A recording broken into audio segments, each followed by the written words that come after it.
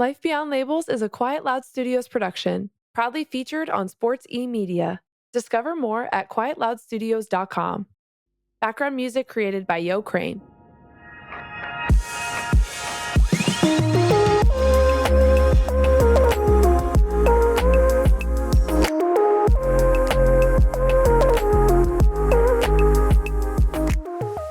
Hello, everyone. Welcome back to the Life Beyond Labels podcast. I am thrilled to welcome John Damon to the podcast today. John Damon is a fitness entrepreneur, a trainer, a gym design expert whose career has taken him from playing Division I football at Boston College to building some of the most respected gyms in the country. He started out as a personal trainer and moved to Los Angeles, where he helped design and launch high-end fitness clubs and eventually opened standout gyms of his own, including Active Fitness in Santa Monica and the boutique boxing gym Iron. He's known for blending performance training with thoughtful gym design. He has trained some top Hollywood talent and contributed to major national fitness publications. And now he lives in Charlotte, North Carolina. So we're North Carolina neighbors, which is why I am even more excited to have him here. But even more excited for him to share with you his philosophies on excellence, resilience, and some of the scenes behind what you just heard about all of those fantastic accomplishments. So, John, welcome to the podcast. Thank you for being here. Oh my God, I am so grateful to be here. Thank you for having me. Yeah, it's fantastic to have you. Well, kind of jumping right off the bat, it's your and I's first time talking, but I'm very excited to hear more from you. But if somebody who knew you better than I do were to come on here and introduce you outside of some of those things I just mentioned, what would they say about you? Well, I hope they would say nice things, especially if I've paid them. So There I you think go. that I would, to me, I think that people would tell you that I am very intentional. I want the best for you, and that I try to maximize people's potential. So, like, my job is to help maximize whoever I'm working with potential, whether that's a team, an individual, or hopefully my daughter. But I think that that's what people would say, and I do it with a full heart, and I do it with everything I have, and I think that I hope that passion and that wanting to pour into people really comes across. I love that. I love that you mentioned the word intentional. It very much relates to a conversation you and I just had before starting around excellence. And you said something that really stood out to me about excellence mattering more than significance. Can you explain that a little bit more to me? That part of you that's very intentional and wants to Sure, be excellent? 1,000,000%. I think the one thing that I love is I love going from good to great, or from great to greatest, and that's what I love to do. But the people in my life, I think I have a very high quality life, and one of the best lives of anyone that I know. And that's because the people that I've invited on my bus, the one thing in common that I think they all have is they have excellence in whatever field it may be. It might be they're an excellent mother, an excellent father, an excellent, coach or person or player or whatever, or artist, but they are striving for excellence, and they've generally achieved it at a pretty high level. And to me, I love that. And as opposed to significance, is that would be me wanting them in my life just because they are a professional athlete, or they are a famous artist, or a famous actor, or something. And I think I can gain something from them generally because they're famous. And I don't want anything from anyone. I live a great life. I don't need anything from anyone. And I just want them to live their best life. And I think in reality, all I want to do is love and connect to the people that I love and that are in my circle. We call it Team Show Up is our like group name of our friends. And what that really means is that no one's pulling into the hub and trying to take from it to their own personal life. It's about pouring into the collective. Because I think that when you give, you receive more than if you were trying to take. Team Show Up. I love that. So that's a name that you use with your friends Yeah, in your close circle. That's what you all call it? it, it is. I mean, we can call it a secret society. No, I'm just kidding. No, but yeah, I think that we have the nickname Team Show Up because I think that the number one thing you have to do, especially if someone is going through something bad, hmm is you got to show up. And one of the things that I learned as a young person is that showing up or just saying something is always better than saying nothing. Like, you could even say the wrong thing and make the person laugh. And if they're going through something hard, that's better than just like trying to think for 6 months, what's the best thing I could say to that person that's going through loss, whether it's someone that was injured, someone that died, they failed the test, like sometimes you just got to wrap your arms around people and pour into them and let them know that like that they matter, and Yeah. that's what I mean by like loving and connecting, and showing up like when like everyone's busy, I think Yes. I don't care if you're a pro athlete or a student or a mother or a whatever it may be, everyone has busy lives and a lot of people are very wrapped up into themselves. And in reality, the answer is generally pour into the people more. Like if you think like, oh, that person's not returning my call, it's like, well, how could you better pour into that person? Maybe the way you're doing it isn't creating any kind of connection. So what's another way you could connect with that person Yeah, it's if they're a close friend? absolutely.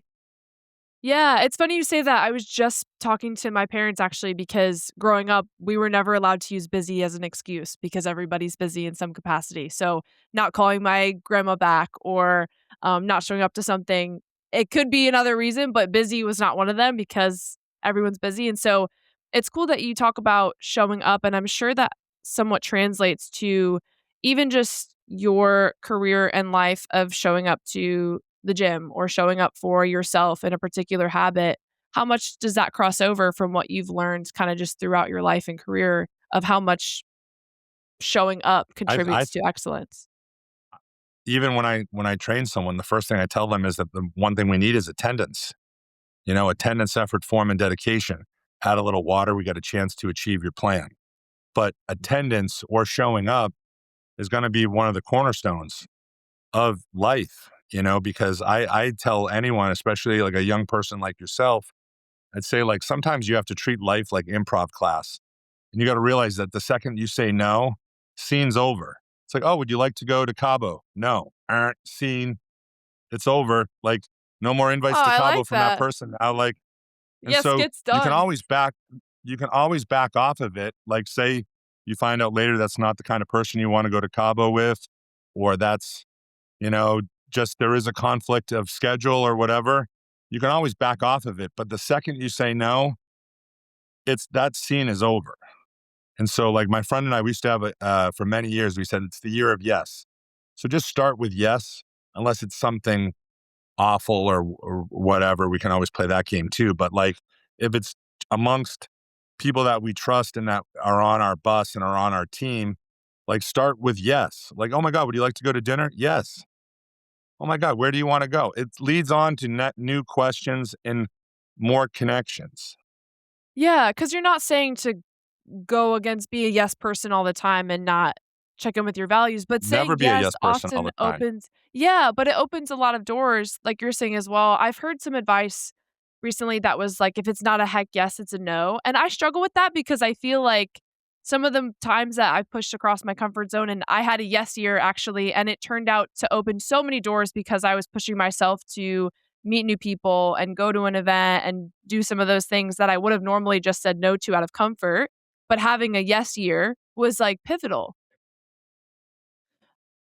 I couldn't agree more. I think that, that it just opens you up because what you don't realize is the life that you focus on will be your life. Your life is the quality of what you focus on. So if your focus is comfort, you're not going to really grow. And growth is one of the six necessities of life. Like it's one of your needs as a person. So, and you're never going to grow when you're in your comfort zone. So I think that it's so important to kind of stretch that comfort zone in order to grow. What did it look like for you to say yes to yourself? Because you played football at Boston College, and then you worked for an investment firm, I believe in, and were doing personal training on the side. What took you from doing that traditional job to then saying yes to yourself and wanting to pursue that area of performance full time?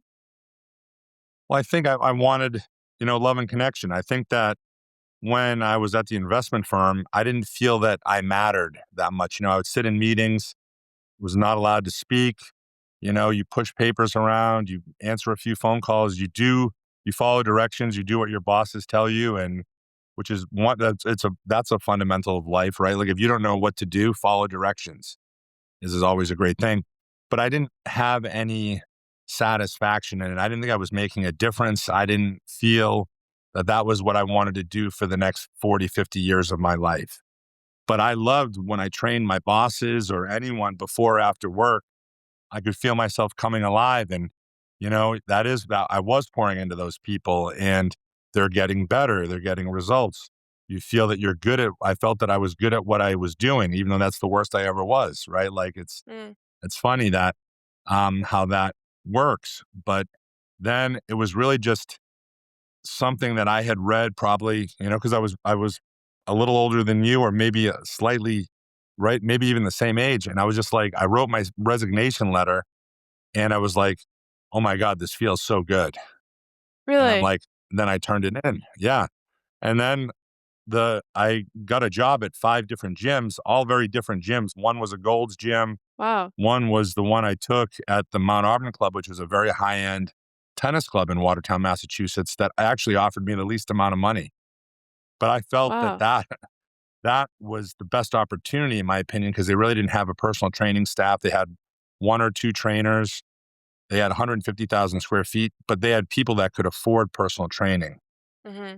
And so that's why I chose that. And it was one of the best decisions, of my life. I call that like a Tom Brady decision. Like Tom Brady, I look at people's lives, like one of those books we read when we were kids. And it was like, oh, if you go to Michigan, go to page 14. It's like, oh, you go to Iowa State, go to page 282. Story's over. Like, Yeah. and so that was one of my good decisions, was going to the Mount Auburn Club. And I think that luck is also a big component. Like I always tell anyone, like, I want you to be lucky. Like Yeah. Tom had a situation where I don't think he made a bad decision in 20 years. It'd be like, I'm going to represent Audi. All of a sudden, Audi's cool. Yeah. Like it like sometimes things just work out, and it's because whether you call it a higher spirit, the universe, sometimes things are looking out for you.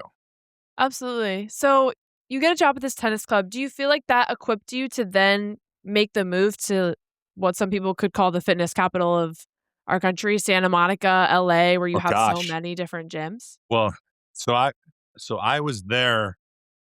The So after I got hired at the Mount Auburn Club, then it comes the domination. Now it's um this kid was an unstoppable kid. I was unstoppable at that time. So I did the research, I did the education, I was getting more certifications, and I was training, 40 to 50 hours a week. And to this day, I will tell any trainer, like, if you want to have 40 hours or 30 hours of training, until you have it, you have to be on the floor for twice as many of those hours. So you need to be on the floor for 60 hours and not just looking on your phone. You need to be like, hey, can I show you something? All these things that are part of showing up, right? Going up to someone in an uncomfortable manner, be like, hey, I see you're doing back today. Can I show you a great back exercise that I know? And you're going to get rejection. No, you're going to get some yeses, but like, you really need to pour in to yourself and have a belief that you could help make that person better.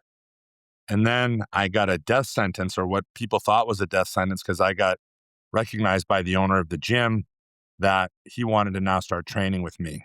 And I had never even met him before.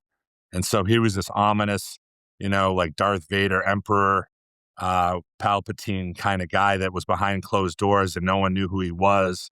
And now I was excited when they said, oh, you're going to start training Bill. His name Yeah. was Bill Crowley. And then people are saying like, oh my God, I'm so sorry. It was so great having you on staff. Like, we're going to miss you. I'm like, what are you talking about? And they were like, no, like anyone that trains Bill gets fired within 2 weeks. I'm like, oh man, like I really love this job. Like, I don't want to get fired. Yeah. And then I realized that the reason why people are getting fired is that, like, things that I take as a very simple thing to understand is like, don't no show the owner. But then you find out that's what was happening, or I found that out from him. Oh, Like one of my interesting. biggest philosophies is all you need in life is love and good information. It's what you should give and it's what you should demand to receive. But he would always let me know that, like, here's what not to do, and it was great advice. Again, it's the guy that's writing the rules, follow directions, right? Until you write the game, follow directions, right? And in Hmm. terms of that, we became very dear peers, I then did what I would tell anyone to do is if you have a good idea, put it on paper. Like, can you imagine if you're a Yeah. professional football coach or lacrosse coach or baseball coach and like, oh, you should have stolen second in second inning when you were down 1-0, and they hear that all the time in passing. Any Hmm. good person that's in business or in sports, if you have the ability to send them a detailed note about and the reasoning behind why you're sending the note and that it's not for your gain, but it's for you're pouring into that person, they'll probably be receptive to it. And that gentleman, Bill Crowley, I sent like a 6-page email about how his gym wasn't efficient and how I thought if he made it more efficient, he could make more money. And I Wow. didn't hear a word from him for like 6 months. And this is how I started going into gym design, because then 6 months later, it was weird. I thought I was getting fired, actually. My schedule was cleared from like noon on. I'm like, oh, that's so weird. What the heck's going on? But it was black. Yeah. It wasn't like, Oh it my said like gosh. meeting with Bill Crowley or whatever. It was just like, whoa, like it's like my clients had been canceled. And I'm like, this is so weird. But the next day I have full clients. So I'm like, I just don't know what's going on. And I happened to have trained Bill that morning at 10 a.m. And then he goes, hey, the reason why your schedule is cleared is that how you did that you sent me that email about 6 weeks ago. He goes, we started today. You're the head of the project, and like you're now the head of fitness, Oh my and gosh. like you're gonna redo this whole gym, and you're gonna tell all the old members that like the racquetball courts that you're pulling out that it was your call, why you're doing it to make the gym move into the new century, and like you're gonna be in control of the Whoa. whole thing. Were you excited? Yeah, Were and it was you awesome. I stressed? mean, like, Yeah. oh, ecstatic, because now what I wanted to do, which is right, is that always you want to have high, whatever the standard is of that gym, and that gym was very high standard gym, that we're going to increase the quality of the equipment. We're going to have it more functional so people could actually use it the way people work out. And then what we were doing is I was the first one to ever do this, as far as I know, is I put a personal training studio inside of a major gym. So you had to be with a trainer. We took a half basketball court and we made it into a personal training studio. And I literally put a porthole on the window Oh, so you could cool. see people coming up and putting their face on the window to see what was going on in there. Because something I believe still to be true is that life is all about energy. And so that you only were allowed to have great energy in that room. It wasn't about Energy like, can transference. you help Yeah. me with my setting? These towels are terrible. It was like, hey, how are we getting better today? Let me tell you, Yeah. here's what we're going to do, and off we would go. We had music based on things I still use today, like based on what clients were in there. If you were in there alone with me and you had your playlist, like we could play that playlist, as loud as we want to do it, you know, and it was like, Wow. and so the people felt special. I think, Yeah, they I think felt that all of important. these components, again, very intentional, like we said, but like every part of it was thought out, where every inch of space, every speaker, the way it was directed, the lighting, everything was really thought about. How cool that you put this whole body of work together without knowing that it was gonna amount to anything. I think that's what sometimes can stop you when you feel like the Oh work yeah, you're about to do doesn't have a direct ROI. So you put this email together and you outline how it could be more efficient and you send it out. And for 6 months, it's work that just kind of went into the ether. And then you become the head gym yeah, designer and get to redo everything. And this whole body of work is on a delay and then kind of catapults you into this new direction. How cool that you had no idea it was going to amount to that, I'm yeah. sure. When you first sent the email, you were just trying to And provide at the, and value to someone. that's all I was doing. I actually thought I had an insight to something that he wasn't an expert at.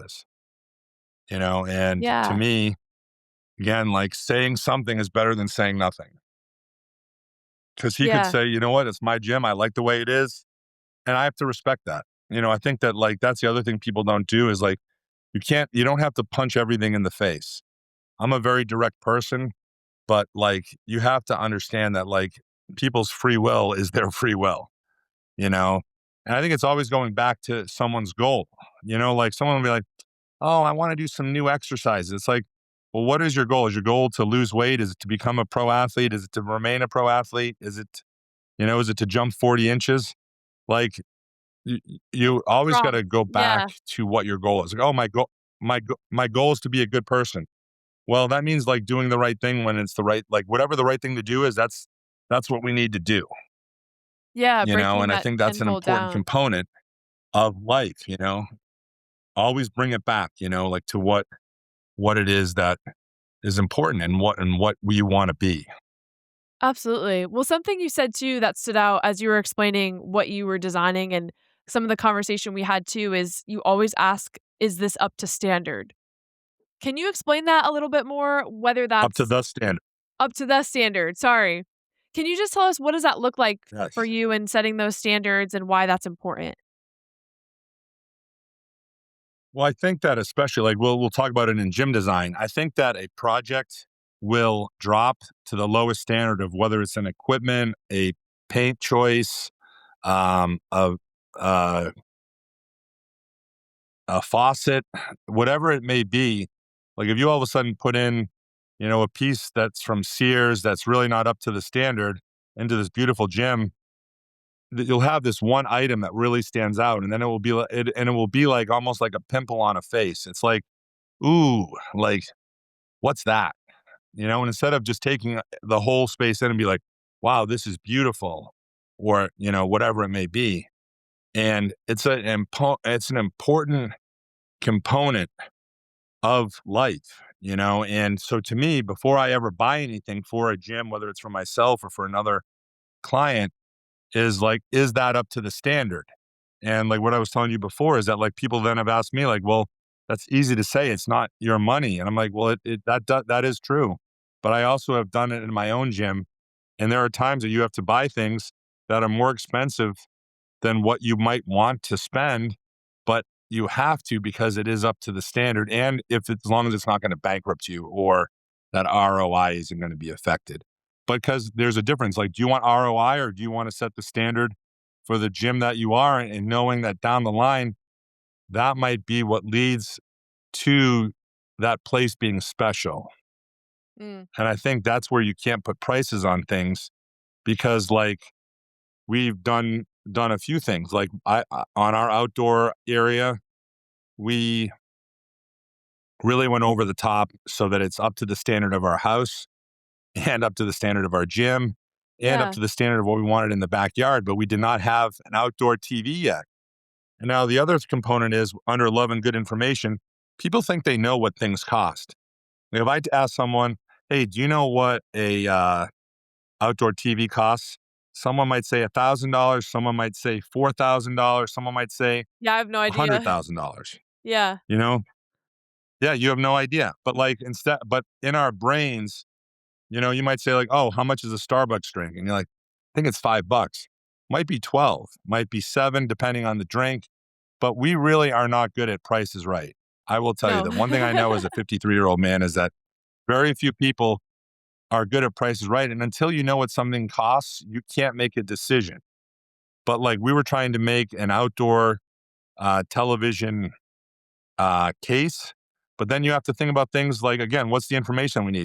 It needs ventilation, but it needs to be waterproof. So to do this, it had never been done before. And my cabinet maker's like, I don't know if I can make this where it will be functional because you need things to also be functional. Like to me as a gym designer, I want to be able to have your grandmother work out there and then also the most strong, fit, fastest pro athlete or strong man be able to get the same awesome workout.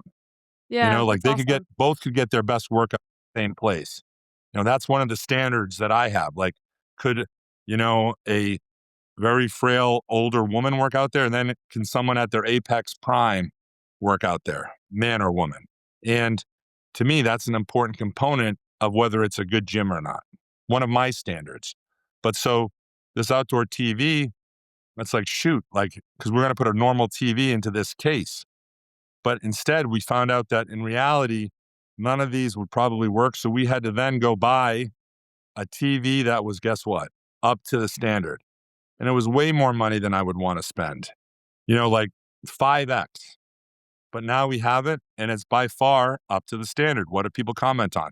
Holy crap. That's and then we put lights around it like we do with a lot of televisions in our house. and what I do for people in their gym. And it's like, now it's even more impressive and looks better. It's consistent with the rest of the gym and house, so it looks like it's all part of the same design. Very And cohesive. it It was sounds really then, cool. it, yeah. And so to me, like, that's what's a hard thing for people to understand. It's like, remember, it's never courage unless fear is present. If you know the outcome, that's not courageous.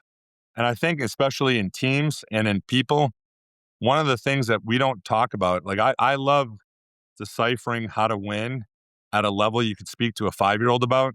But one of the biggest components is people have got to be courageous. You got to take the last shot. You got to, you know, give the commencement speech at full speed, not looking down, not with your shoulders rounded. Like, you gotta go out there and say, like, here I am. Here's my presentation of myself.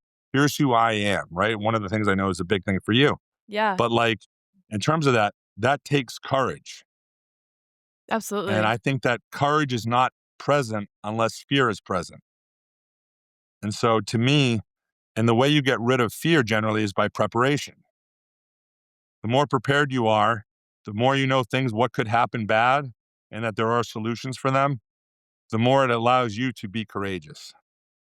In relation to courage and all the things you just said, how would you define mental toughness and resilience? Gosh, I think mental toughness is really, I'll steal something from like the Navy SEALs, is just knowing that whatever you're going through that's hard, there's going to be an ending to it. You're going to take another hot shower. Hmm. Like, you know what I mean? Like, I don't care what it is. You're having trouble with your computer. The computer's either going to break or it's going to get fixed. It's not Yeah, going to be an endless loop where the rest of your life this computer's going to haunt you because you're having technical difficulties. yeah. Because I don't know anyone. This You're morning. just not going to live your life that way, right? Like, everything. So mental toughness is deciding I can make it through this. It could be like it's 4th and 1, Super Bowl's on the line, right? Like, okay, worst case scenario is we're going to lose the Super Bowl. Best case scenario, I make the play to win the Super Bowl, right? Yeah, Mental toughness is looking yourself in the eye and looking the guy to the right of you and the left of you, be like, let's make the play. Like, let's be heroes for one play only. Can we be present, right? Because you also can't be courageous if you're in the past or in the future.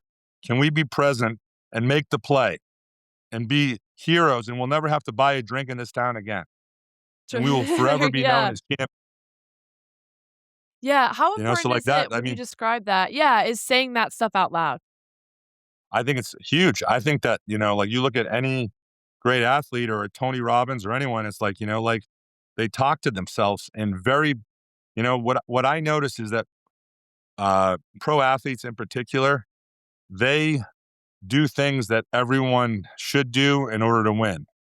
They do talk to themselves. They do know how to get themselves what I call in state, you know, Yeah, and they speak kindly to themselves. They're not like, oh, I hope they don't run at my side. That happens in second grade, and that person stops playing sports at a very quick level. But if you're like, hey, yeah, run at my side, woo, I'm gonna light you up, bring it this way, right? You're gonna have that energy, but that all starts, you know, days and days and weeks before with preparation, the conditioning. The great coaches that I know talk a lot about conditioning, and it's like, man, like, I want you to put your foot on someone's throat when you see they're tired. Like, man, smash them. That's fun. And I yeah, think like like, that, that's the underneath point of doing conditioning or any of those things in general. yeah. And I mean, that also builds that mental toughness. Like, you look across the way and like, that guy didn't get up at 5 a.m. He looks too refreshed. Like, I try to tell younger people or even adult people that anything that's been accomplished has been accomplished by someone that was exhausted. You know, Bill Belichick wasn't like, oh my God, I'm so well rested, at the end of a season. It's like, I got to shut down for a week or two, or, you know, I think Yeah, that's people don't understand that. You go build the Empire State Building until it's open, you're exhausted because you're working, you're getting questions asked, you're dealing with problems that you've never even thought could happen, but you have to then figure them out. Like, I think in life, one thing that we don't talk to young people enough about is that or adults, is that if you want to be successful in life, the only commonality of anyone that's in my group, this team show up, right?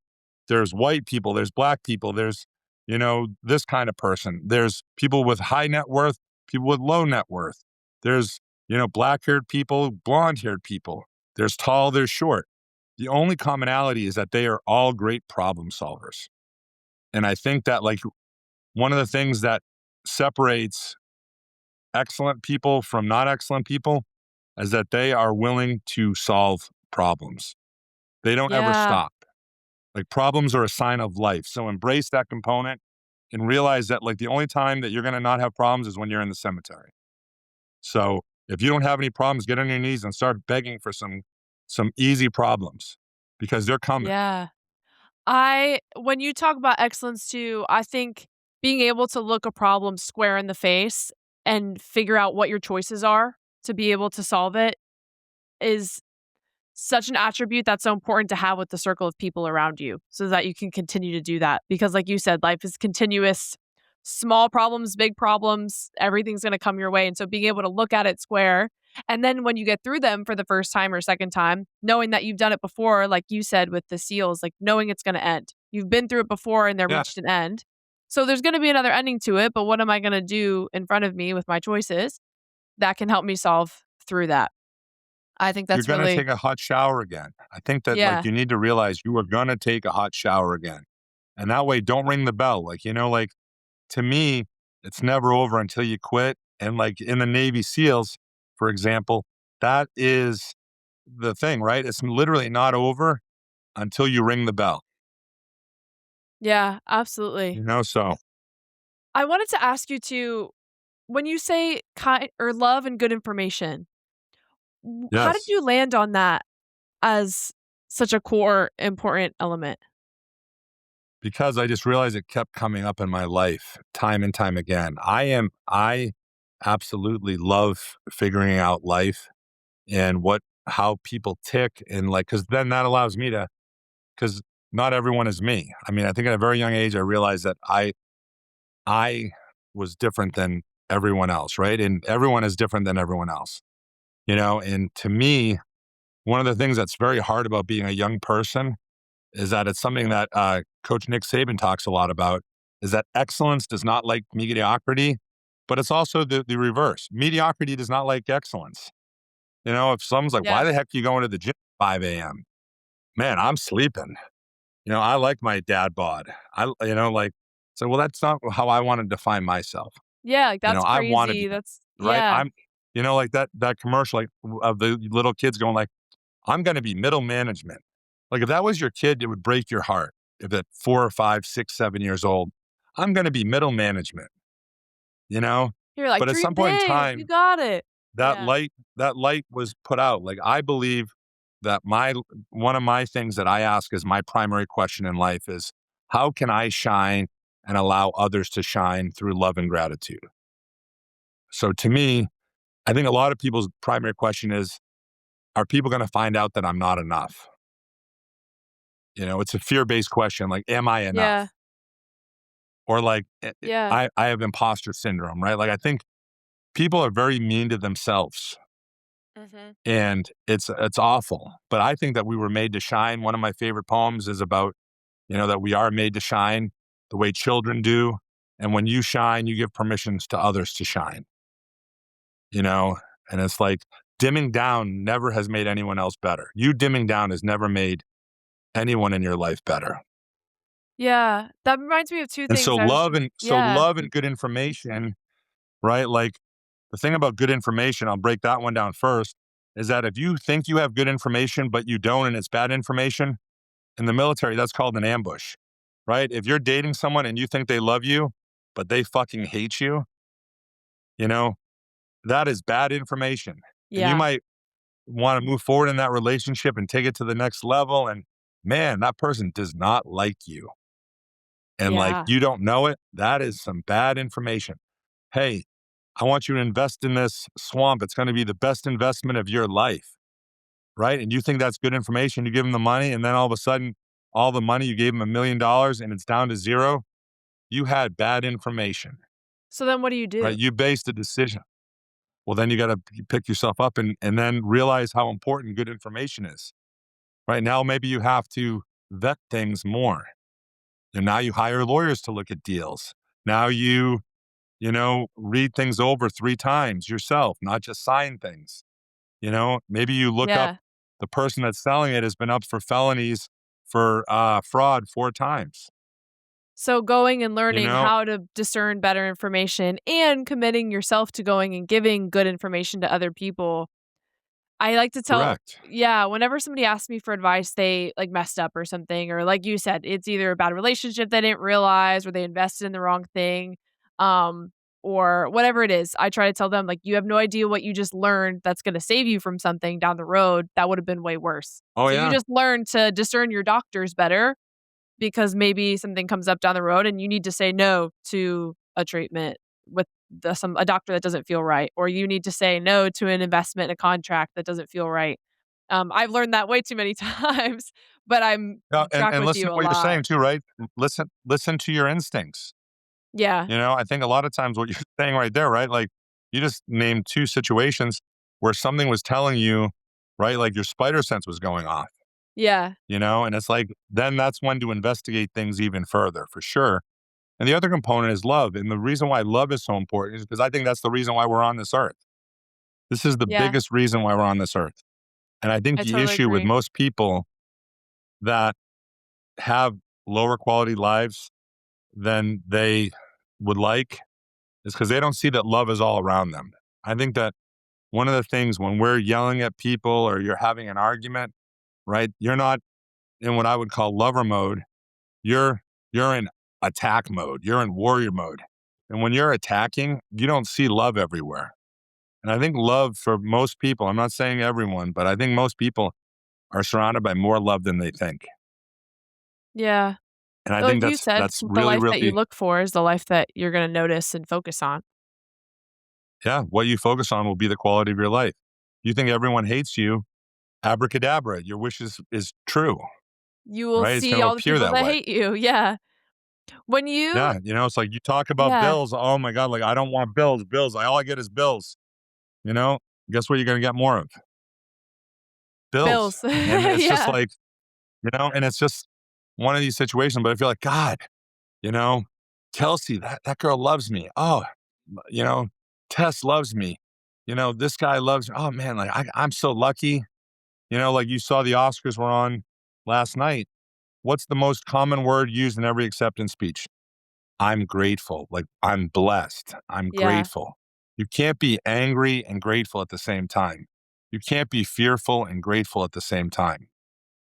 Yeah. That It's an answer to problems.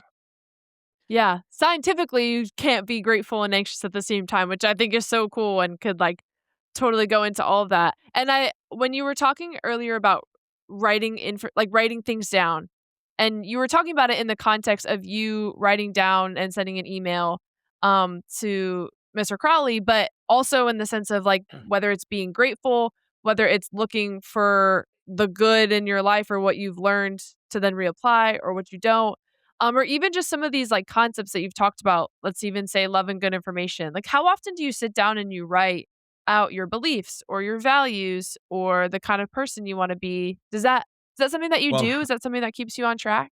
it it is. I love writing stuff down. I think that when you write things down, you're more apt to repeat it and to remember it. I do a lot of like self notes. And I'm so old, instead of doing notes, because I didn't realize notes was something I could do on my phone, I would text myself a lot of things. It's okay. I used to So, do that too, you know, actually. It you makes know, you feel better. so it's like it would come up twice. But the thing that I liked about it, it will come up twice. It's like, oh, Yeah. like there it is, and but so I do that a lot, like, I just came up with like a slogan for a team, and I'm like, here's what's going on to me this year. I think the it just came to me like in a daydream. I'm like, and it's the same thing for my gym, is that I'm all in, right? Just like Nike, just do it. It's 3 words. Yeah. It's simple. It's to the point. It says exactly what I think is the motif for this team. I'm all in. And I think in life, you need to be all in. And the more that you go all in, the more you will find other people that are all in. And if you know anyone that's successful at any kind of level, they are all in. They're not a dip a toe in the water kind of person. Yeah, and that, like you said, that takes actual courage because there's fear in going all in on something that you don't necessarily know the outcome, Yeah, or you right? fear that you're going to be judged by people that you don't even care about. Like Yeah. I tell anyone, one of my superpowers is I do not care what anyone says if they are not on my board of directors. I am not looking to get information from you unless you are on my board of directors. It's not to What say do that you I'm going mean to be by board of rude. directors? So, like, if you're my AV guy, that's who I went to ask who is the best television that we could get for that outdoor Mm. area. Yeah. If you're my nutritionist, what would be a good choice for lunch? Or you're a registered dietitian. You're someone that I know is excellent, at what it may be. If I'm learning how to play the piano, I'm asking my piano teacher what kind of piano I should buy or whatever it may be. I believe you should have a team around you, Yeah. whether it's like someone to help you buy a car or, like we have a friend that's the head of orthopedics. Whenever our daughter broke a bone or, you think something's wrong with your knee, he comes over and he takes a peek at you or says like, hey, I think we need to get an MRI or, you know, or here's who you should go to. Here's a hand specialist. So you Yeah. need people in your life that are expert. Like I think a lot of times we lean on our parents and our parents don't know anything. They might Yeah. know one specific thing. Yeah. So it's like they might be like, hey, I hit for 250 million on Powerball. What should I invest in? And they're like, oh, you should buy cows in Oklahoma. Like they don't know. They've never invested $250 million. There's a million answers Right? It that doesn't could mean that they don't be, love yeah. you and they're not on board of directors of other components of your life, but maybe your parents aren't, the board of directors for that investment. Or, once you've outdone your parents and you don't ask them like, "Oh my god, like what kind of window should I put in my house?" You're putting windows in a $10 million house and they might never have owned a house worth more than 300 grand. And That's they don't always study that. yeah. They're not an architect. They're not. Absolutely. That's always what I love seeing when athletes come to do mental performance is when parents are like, I want them to have somebody outside of us to talk to them. And I think that's such a cool philosophy to like instill in your Oh kid my too, that god. they're gonna have that circle of other people and like outsource it for them to have other input for them. And I know you work with teams and athletes and you continue to do all of that work now. What would you say is your biggest philosophy, or you go into these um environments wanting to instill in them? Like if you could give them one nugget of everything that you've Well, learned and want them to the know. first thing I would tell any coach is that a coach needs to create a safe environment. So whether it's a family or it's a team or it's a company, that the first thing that anyone has to do if you want to build a good culture is you have to build a safe environment. Because That is if super bombs are true. going off or, like you need a safe environment. And then from there, I think you need to be clear with what is the goal. So if team says, I want to Yeah. win the championship, I want to win, the school championship or the state championship or the NBA crown or the Major League Baseball World Series, then it is a really this is where things break down a lot of times, I think, for teams, especially at lower levels, Mhm. is that the coach might have an idea of what the standard should be for that goal, but the athletes don't. So then if you say like, okay, you guys want to win the state title, and then you ask the athletes, okay, what is the standard you need to live up to in order to win that state title? And you got a lot of people looking around the room like, and then the coach could be like, I got posters on the lockers of what it is. It's like, but if you don't talk about it incessantly Yeah. you have to speak about it every day, 100 times a day, till you're blue in the face. And then you got to live it. And then on top of that, you then have to do it until probably in year 2 or 3, you'll hear other people start saying it. Like Mhm. I always describe myself gym design wise as like, I go, I'm Tom Ford meets Fight Club, and then I knew Yeah. because I've said that enough times in interviews and whatever. It's like, oh, I want to hire you because you're Tom Ford meets Fight Club. Until it comes back to you, you have not said the message enough. And That's that's awesome. what, so, but like, to me, I think that people need to say, these coaches need to say their message, like we talk about, like, how do you get to have a cigar on my deck? We were asked that by Shane Battier, one of the first times, or the first time he came over, because he realized I didn't invite everybody. And I said, it's simple. And it was funny because my best friend is sitting there and he's an ex-professional athlete too. He's like, wait, do I qualify? And I said, your grandfather did. But with Shane, That's I'm like, awesome. number one, number one, and he does qualify. But I said, hey, number one, you have to be going for dad of the year. I didn't say you have to win, but you got to be going for it. And as dads, we all have different favorite trees. He might be able to take his son to the NBA finals backstage and, all these cool things that happen because you're Shane Battier. Yeah. But at the same time, you could be a janitor going for dad of the year and you can only afford the 400 section and you only go once a year with your kid. You still would be invited over to my deck because you're going for dad of the year. I don't ever care what place you're in. The second component is you got to do the right thing because it's the right thing to do. It's very simple to think that, but you got to live it, and that can make you lonely. That's a lonely thing because I will tell you, there's Yeah. a lot of people taking lefts on red lights, and it happens, Hmm. And I'm not judging anyone. I don't want anyone to judge me, but like again, and no one's going to be perfect. But in general, are you doing the right thing because it's the right thing to do? And the third thing is you got to contribute. I think that you're going to come over here. Don't just listen to me and my friends talk. You got to add something to it. And Yeah. fourth, you got to be able to have fun. I think that Yeah. life is about laughing. I think that like laughter of children can cure cancer. I think that laughter of humans can make anything that you're worrying about go away, even if it's just for a minute. And that we should all Yeah. laugh more. I Well, and would like like you to laugh said, more. absolutely. Like you said, when you don't necessarily even know what to say, sometimes it's just like making your friend laugh. And it cures everything because everything just seems a little bit smaller when you're like laughing with your friends or laughing with your family or whatever that Yeah. is. Yeah. Yeah, I mean, I No, would always like to, get more hugs and get more laughs. Those are two things I would always like more of, you that's know? fantastic. And Yeah. Thank you for sharing all that. I feel like so many of these nuggets that you're saying, I'm like, yes, I agree with that. I agree with that. And I think it's really cool for somebody like you who is articulating this genuine blend of genuine excellence and going all in and doing things when you're tired and having the discipline and the action ahead of the motivation to be able to do these things. But that value too is the relationships and the love and the connection being that priority.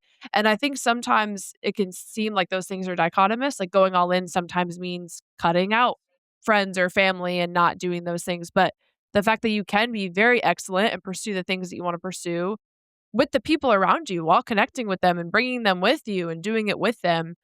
Sometimes I feel like it's a little bit polarized of like you're either all in, locked in, off the grid. I used to be this way, or you're enjoying life, having yeah, fun with friends and family as if it's like these separate chapters. And I feel like I'm only just now blending them and going out on a Saturday for my friend's birthday and then locking in Saturday, Sunday, and all I'm doing yeah. is work. And like they're existing at the same time. So I think it's really helpful for me to listen to you articulate both of those things with such conviction.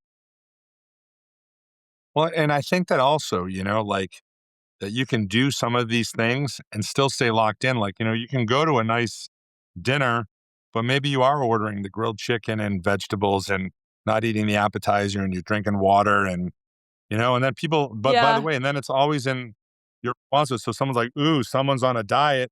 You'd be like, no, I'm training. I got a goal. I got 3 weeks before I'm running this marathon. So I'm just, I can't wait to get pizza the night of after the marathon. But like right now, Yeah. I need to eat this way. And then it usually turns the person around. They're like, man, I should do that too. I'm actually training for a People usually don't marathon double this down like, year. loser. Yeah, I used I See, used I to did work not at even a know that.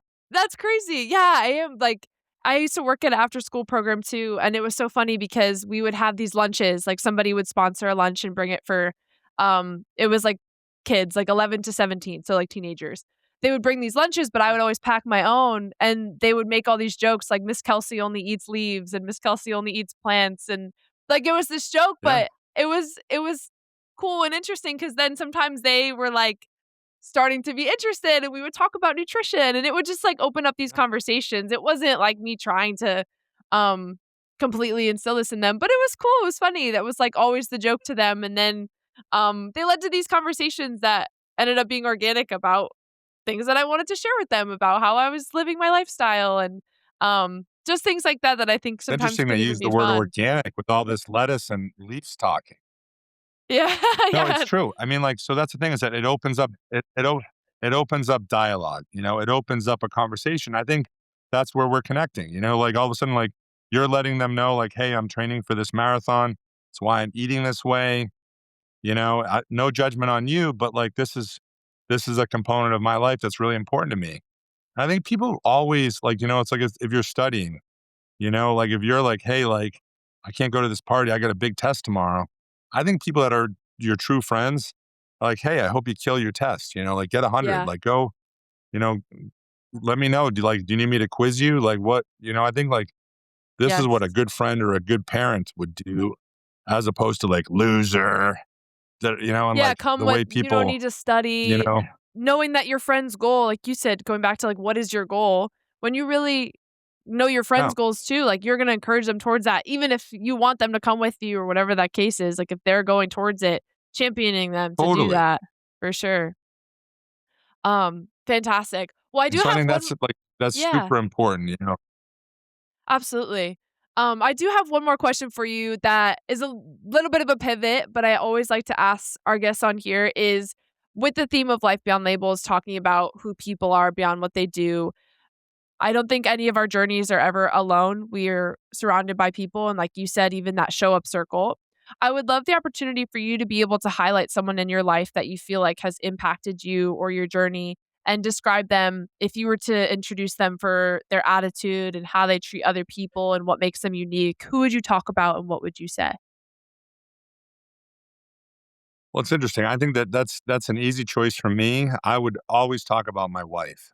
And I think that, the joke about my wife is that, you know, she can outdo John Damon being John Damon without the pep talk from Tony Robbins.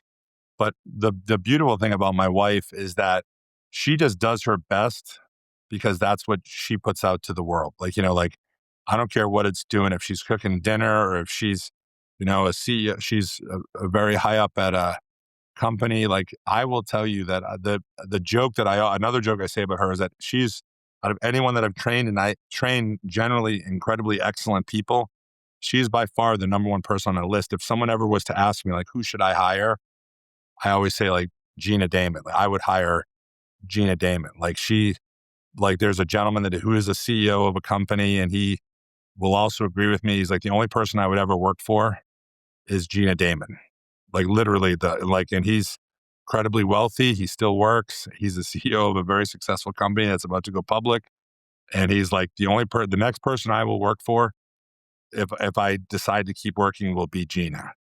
Wow. And she just has an ability to be we talked about being all in. I think that she's all in. I think that being all in with me sometimes might be more than what she signed up for, but she still is all in, which I really appreciate. I think through the hard times and the good times that she has been unwavering. And we talked about love and connection. I think a lot of times trauma is caused when people that were young were not loved by someone that they believed was supposed to love them. And one of the things that I will say about my wife is that I believe that she's always been on my team, even doing things that I don't know if I would have done them in reverse. I hope I would. But, whether it is like financially doubling down on me or just, letting me go for my dreams, these are all things of a really beautiful soul. And so to me, that would be an easy choice of who I think of when I think of someone that, has loved me the way that I would love to be loved. I might want a few more hugs from her Oh. if she's listening, but at the same time, like she leads the league in Yeah. understanding loyalty. and being there for someone. Well, shout out to Gina. That is one of the most thoughtful descriptions I feel like I've heard in asking that question. So she sounds like a wonderful person. That was really beautiful way to describe her. I feel She's excellent. inspired by the way you've talked about her just now. Yeah, That is so awesome. she is excellence personified. She might be the league leader in excellence on that component. Wow, it sounds like it. It sounds like it. That is so fantastic. Well, thank you so much for sharing with us about Gina and sharing so much of your story and your philosophies and all of these things with us here on Life Beyond Labels. I know that I found it really enriching and helpful. I hope you enjoyed the conversation as well. And is there anything like last nuggets of It wisdom was that awesome. you want to leave or yeah, otherwise thank you so much. Really appreciate it. No, I mean, to me, like I said, anyone that's listening, and for you, is realize that the people you invite on your bus, be very, very selective about that, because especially at your age, you're going to have some hangers on, and maybe it's this person that you've known since second grade and you just don't want to cut them, but they might not be all in on you, or they might not meet your criteria. But you're like, well, I have known them for 20 years. I've known them for 17 years.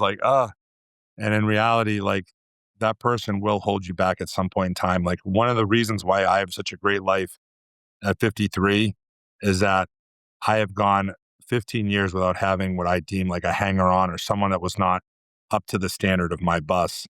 And then also on the other side is, don't get on anyone else's bus that doesn't have the same standards or you know the same qualities that you want on people in your bus. If they're collecting people of that same quality, like, I call that hunting for Spartans.